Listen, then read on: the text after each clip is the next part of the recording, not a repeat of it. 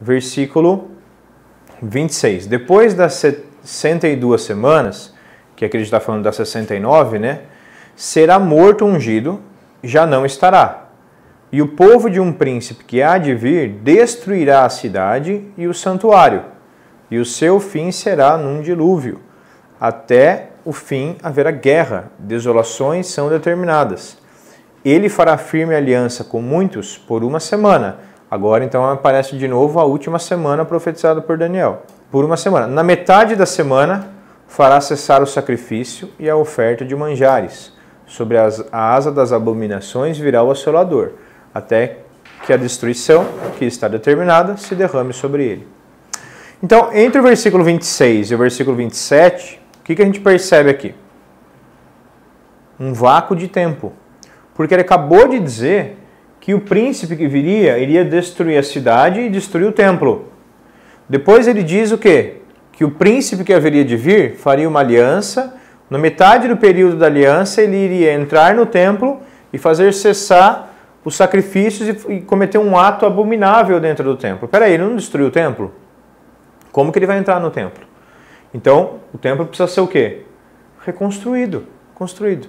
Então, o que eu entendo é que o templo de Jerusalém em algum momento vai ser reconstruído, para que as profecias que ainda não se cumpriram possam se cumprir. Então, entre Daniel 9:26 e Daniel 9:27, existe um período de tempo aqui que a gente não consegue determinar, mas essas 70 semanas elas não são corridas.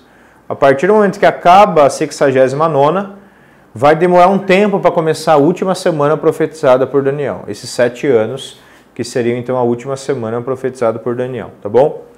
Vamos olhar um pouquinho mais em detalhes para essa semana e o que a Bíblia fala sobre essa semana. Então, o que acontece entre a penúltima semana e a última semana profetizada por Daniel? O que acontece nesse vácuo de tempo? Bom, a igreja surge nesse meio tempo, que Jesus é ungido antes, né? Ele é morto antes da igreja surgir. Depois ele sobe para o céu, a igreja não surgiu ainda. A igreja vai surgir depois que ele sobe para o céu, em Atos 2, em Pentecostes. Então a igreja vai surgir. A gente já viu também que, de algum modo, a nação de Israel precisa estar voltando para a sua terra, para que ela possa reconstruir o templo. E a gente viu que, como nação, Israel volta a existir em 1948, pouco tempo atrás. Volta a existir o Estado de Israel, que até então a nação de Israel não existia mais. Isso é um passo em direção à volta do Messias, né? E esse período, então, que a gente vive hoje, entre a penúltima e o começo da última semana, prevista por Daniel, a gente chama de Era da Igreja, que é o período que a gente vive hoje, tá? Vamos ver um pouquinho, então, sobre a última semana, o início da última semana, versículo 27. O que vai acontecer, então, quando começar essa última semana? Ele fará firme aliança com muitos. Ele quem? O príncipe de um povo que haveria de vir, que iria destruir Israel. De novo, gente, a profecia muitas vezes ela é assim, ó, do Antigo Testamento. Deixa eu tentar ilustrar aqui para vocês. O cara está aqui, tá bom? O profeta está aqui. Esse aqui é o Daniel, tá bom? Olha que bonitinho. Daniel está aqui. Ele está vendo alguma coisa aqui.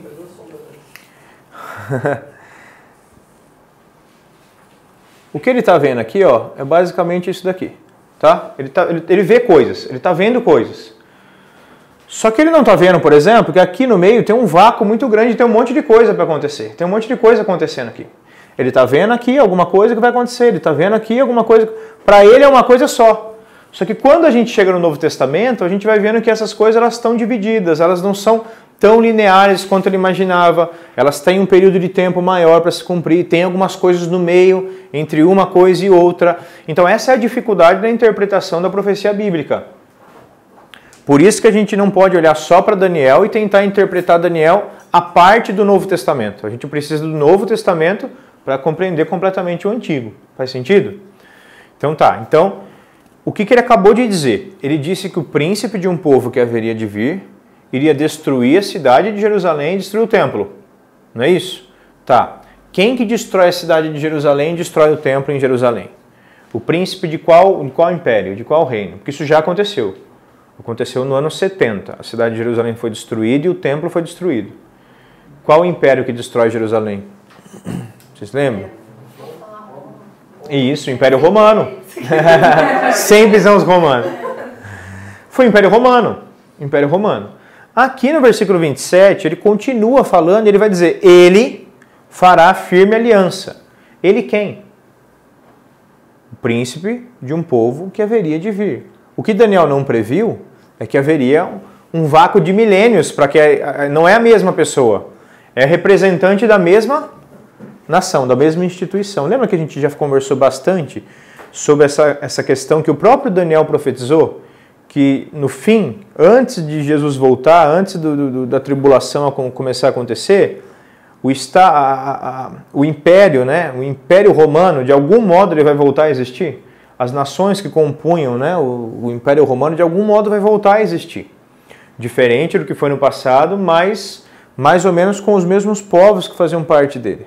Então, Daniel viu um príncipe de um império que viria e destruiria Israel. Depois ele viu um príncipe desse mesmo império que iria entrar e profanar o templo de Israel, que teria sido reconstruído, mas ele ia entrar lá e profanar o templo. Então, por isso que eu entendo que, de algum modo, o que vai acontecer no futuro? De algum modo, antes de Jesus retornar, mas o mundo vai caminhar para que haja de novo um grande império surgindo na Europa. Um grande império surgindo na Europa. Tá? Então, o mesmo representante que destruiu é o mesmo representante da mesma nação que vai profanar o templo. Por isso, de novo, certamente representante do Império Romano. Porque senão ele teria invertido os versículos, né? Ele poderia ter dito assim, o príncipe de um povo que haveria de vir, ele vai fazer uma firme aliança com muitos, ele vai profanar o templo e depois ele vai destruir o templo. Mas não é isso que ele diz.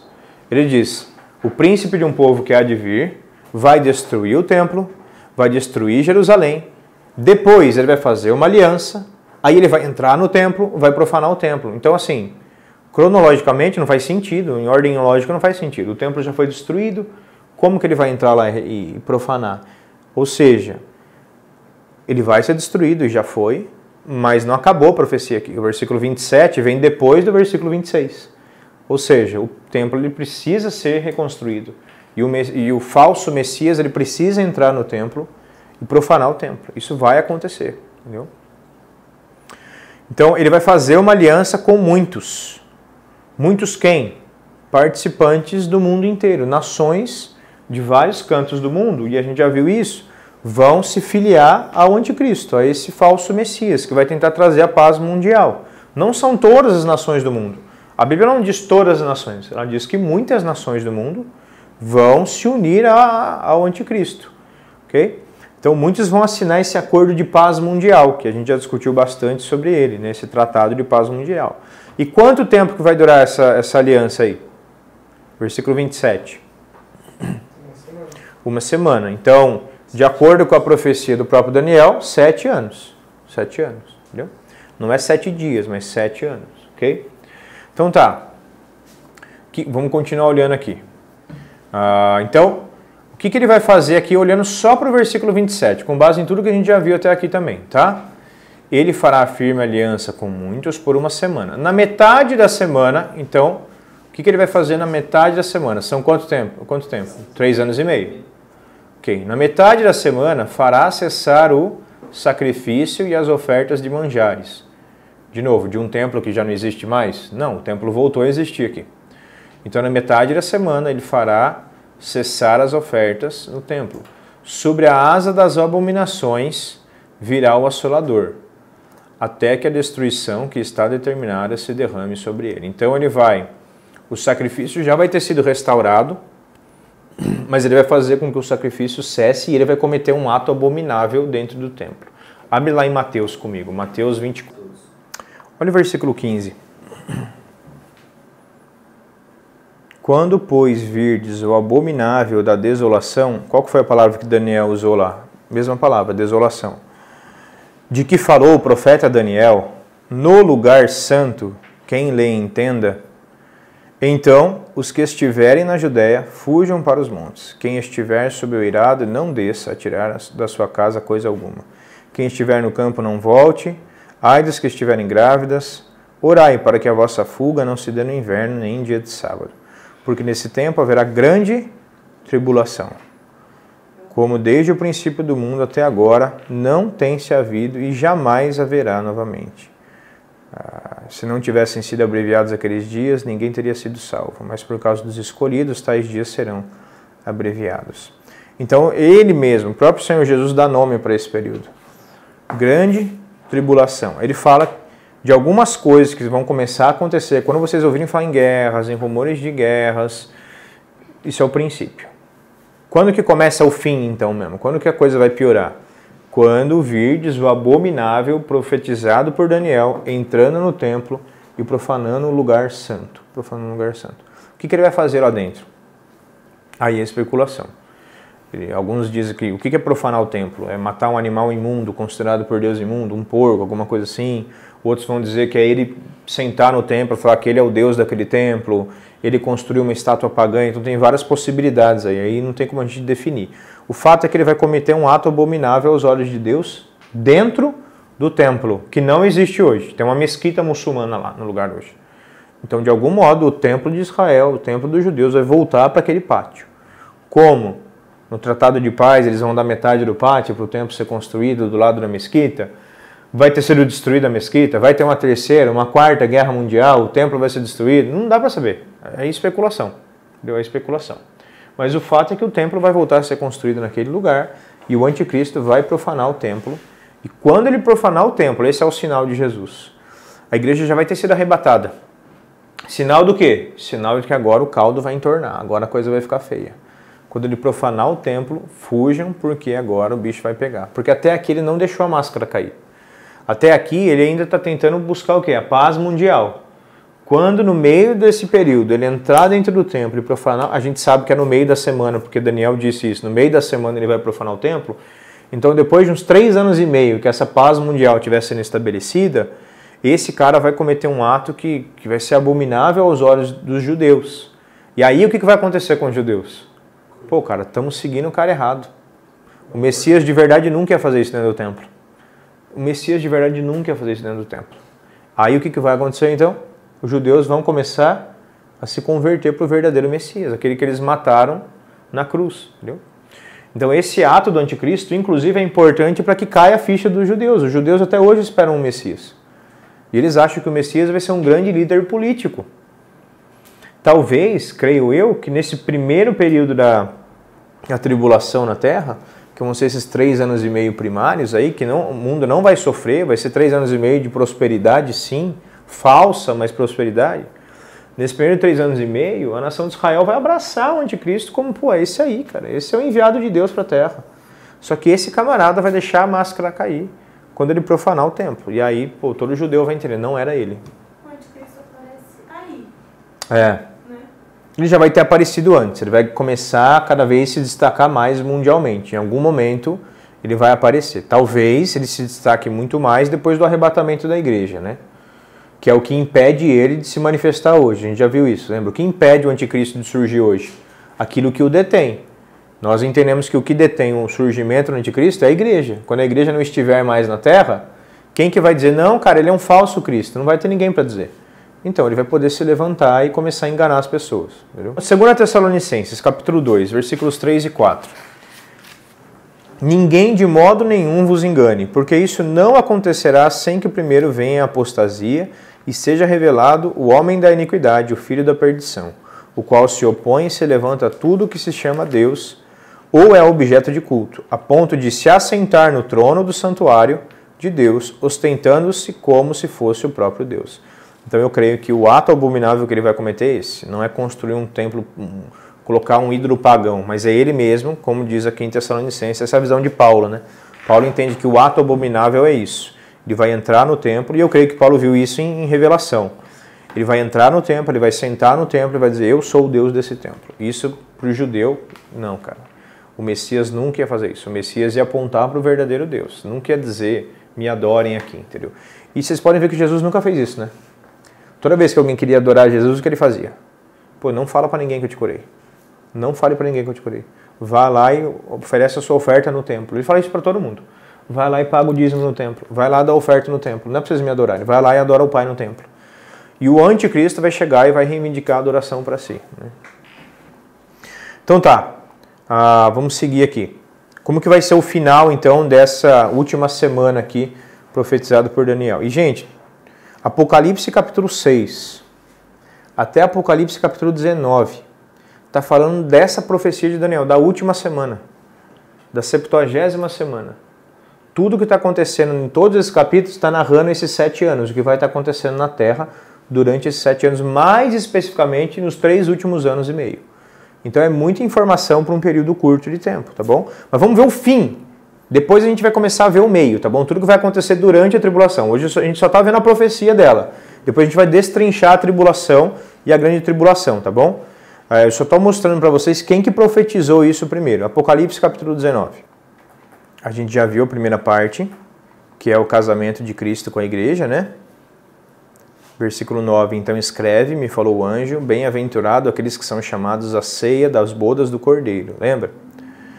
Versículo 11 agora. Apocalipse 19, 11. Vi o céu aberto, e eis um cavalo branco. O seu cavaleiro se chama Fiel e Verdadeiro, e julga e peleja com justiça. Os seus olhos são chamas de fogo.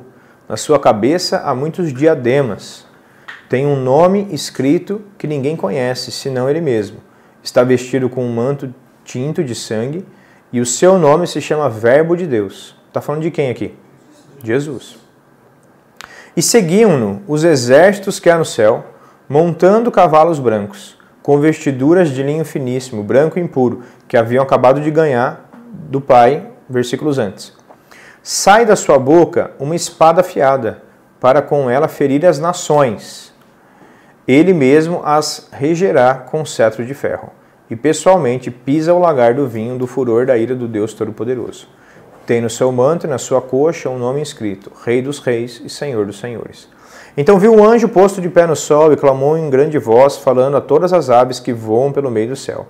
Vinde, reunimos-nos para a grande ceia de Deus, para que comais carnes de reis, carnes de comandantes, carnes de poderosos, carnes de cavalos e seus cavaleiros, carnes de todos, quer livres, quer escravos, tanto pequenos como grandes. Do que ele está falando aqui? Ele está resumindo a carnificina que vai ser o massacre de Cristo contra o anticristo e os reinos do mundo que estão guerreando contra ele na batalha do Armagedon. A gente vai falar sobre essa batalha depois. Mas quando Jesus voltar, Zacarias diz isso para nós. Os evangelhos dizem isso para nós. Apocalipse, o início, diz isso para nós. Quando Jesus voltar a pisar na terra, ele virá para a batalha do Armagedon. Essa batalha vai ser a batalha onde ele vai colocar fim à guerra do anticristo e as nações que apoiam o anticristo contra os judeus e os cristãos. E a Bíblia diz que vai haver uma morte tamanha que nunca se viu na terra. De tanto a gente vai morrer porque estavam perseguindo os filhos de Deus. E aí ele está aqui profeticamente dizendo, olha, venham aves do céu, venham comer a carne dos reis, dos poderosos, vem comer a carne deles, daqueles que estavam batalhando. Aqui já acabou a batalha, ele resumiu. A gente vai ver essa batalha depois. Mas aqui já está dando um resumo. Ele vem com uma espada e quando ele vier, aves de todo o mundo, venham para cá, para esse lugar, porque vai ter muita comida para vocês comerem. Vai ter muita gente morta para ser devorada. Versículo 19. E vi a besta e os reis da terra, com seus exércitos, congregados para pelejarem contra aquele que estava montado no cavalo e contra o seu exército. Então ele está vendo o anticristo e os exércitos da terra, preparados para lutar contra Cristo e o exército de Cristo. É isso que ele está vendo. Beleza. Mas a besta foi aprisionada, nem chegou a batalhar. E com ela o falso profeta também, o anticristo, de uma vez por todas. Nem batalhou com Cristo esses dois, já foram logo lançados no inferno. Que com sinais feitos diante dela, seduziu aqueles que receberam a marca da besta e eram adoradores da sua imagem. Os dois foram logo lançados vivos dentro do lago de fogo, que arde com enxofre.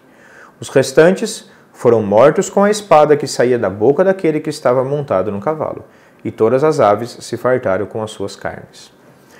Então, no final da 70ª semana, Jesus Cristo volta para a Terra.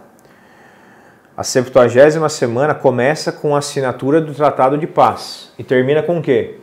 Com a volta de Jesus. A gente não fala sempre sobre a volta de Cristo? Jesus voltará, a gente não fala sobre isso? Quando Jesus voltará? Ele voltará no final da tribulação, da grande tribulação. Naquilo que a Bíblia chama de... aquela expectativa de Qual? tocar trombeta e você ver Jesus.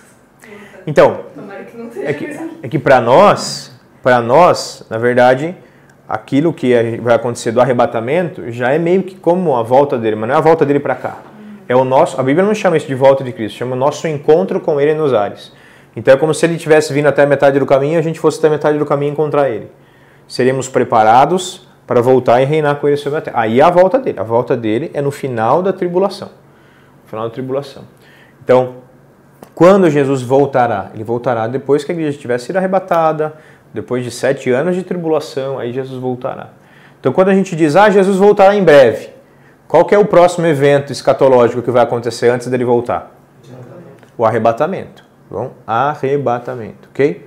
Qual que é o sinal que a gente tem para o arrebatamento? Graças a Deus. Nenhum sinal.